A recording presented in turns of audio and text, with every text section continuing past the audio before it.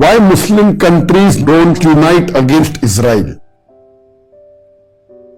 That's a very good question, but that question should not be posed to me. It should be posed to the leaders of the countries. If you heard my talk on the 15-point action plan for the Muslim Ummah in relation to Palestine, and my last 2 points mention that if all the Muslim countries unite and if they stand unitedly, then inshallah no non-Muslim will try and interfere with us.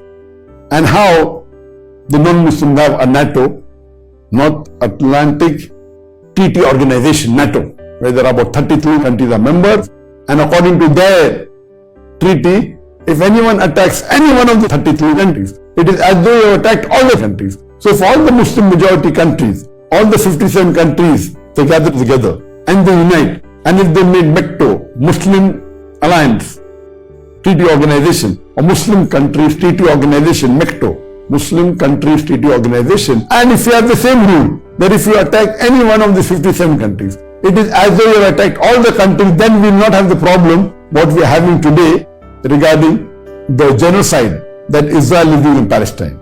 You are asking me? This is the solution I gave. So you should ask the rulers of the Muslim countries, why are they not uniting?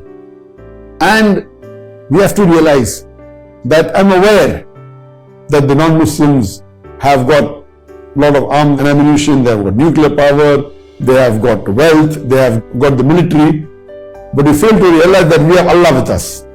And Allah with us is more important than all the power that they have. But unfortunately, Muslims are weak. And this reminds me of the hadith of a Prophet ﷺ, that there will be a time when Muslims will be attacked, they will be looked down upon, they will be ill-treated. So the Sahabas asked that, will the Muslims be less in numbers? The Prophet said, no, they will be in large numbers, but they will be like froth.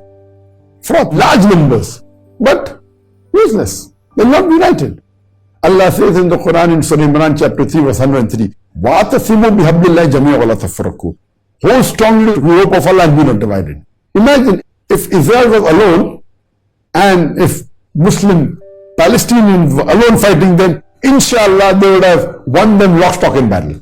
Even though they are very weak, they are less equipped. But if it's a war only between Israel and Palestine, I'm sure that the Muslims, even if they are less equipped, even if they have lesser army, lesser equipment, yet according to me, they will win them lock, stock and barrel. But you have the huge superpowers of the world, America supporting them, you have UK supporting them. And what are the Muslim countries doing? Nothing.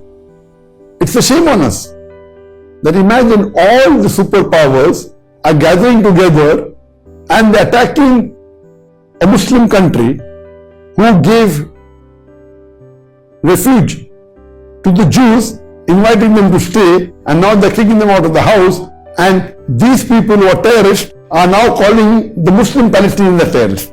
And what are we doing? Nothing. So we Muslims should unite, and there are alliances you can do, and profited alliance. If we want to do alliance, surely the Muslim countries get together and do alliance with Russia or with China. If Muslim countries join hands with Russia and China and then make an alliance, I'm sure none of these non-Muslim countries like USA, like UK, like France, they have history. UK has a history, and France and Germany, they have a history that they ruled about 2/3 of the world.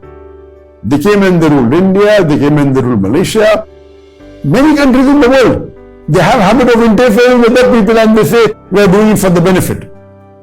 What we should do, we should join hands, make alliance with countries like Russia, like China, and have an alliance. Allah has given us the black gold. We have control of the petrol. So if the Muslim countries get together, and we know the major oil producing countries are Muslims, the major export of the oil by Muslims, and oil is required even for weaponry, even for fighting. If all the Muslim countries get together, Allah has given us the resources. Palm oil, 90% of the palm oil is with Indonesia and Malaysia. 60% Indonesia, 30% Malaysia. So all the resources Allah has given us, if we have alliance of the Muslim countries for trade, for business, for military, like if they have the Interpol, international police, we should have the Islamic police. Why should we be dependent on them? So if we collaborate and join hands together, not to bully others, they are doing it to bully others. They go and kill tens of thousands of Muslims in Afghanistan, in Iraq, now in Palestine. What are we doing?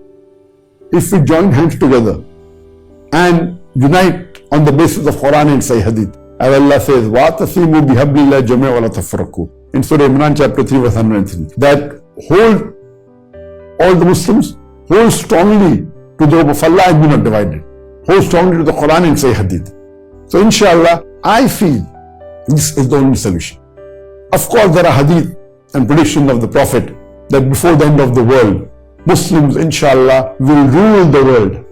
Even irrespective whether the Muslims follow or not, there will be a time towards the end of the world. Before the end of the world, the signs are coming. There are minor signs and major signs. Most of the minor signs have already come. Few are remaining. But before the end of the world, according to Sahih Hadith, the Muslims will rule the world for 7 years. For 7 years, there will be peace and prosperity in the full world, where Muslims will rule the world as per the Quran and Sunnah. And later on, a sweet wind will come, all the Muslims will be put to death very peacefully, and then the signs of Qiyamah will start. So, we pray to Allah subhanahu wa ta'ala. We don't know whether we'll be alive during that time or not, but at least we have to now support our Muslim brothers and sisters in Palestine. And we see that what's happening, the genocide that the Israelis are doing, and the so-called human rights champions, whether it be USA, whether it be UK, whether it be France, whether it be Germany, these so-called human rights champions, they are doing a genocide. They are doing the same thing what was done on them. But inshallah, Allah subhanahu wa ta'ala is with us. Whether some of the Muslims join us or not, inshallah, a time will come that Allah subhanahu wa ta'ala will give us victory. And we as individuals should strictly follow the Quran and Sunnah. If we don't have the ability, see to it that we are prepared to follow the instructions given by Allah and His Rasul in the Quran and Sahih Hadith, so that we get the best in this world and the Akhirah. Hope that answers the question.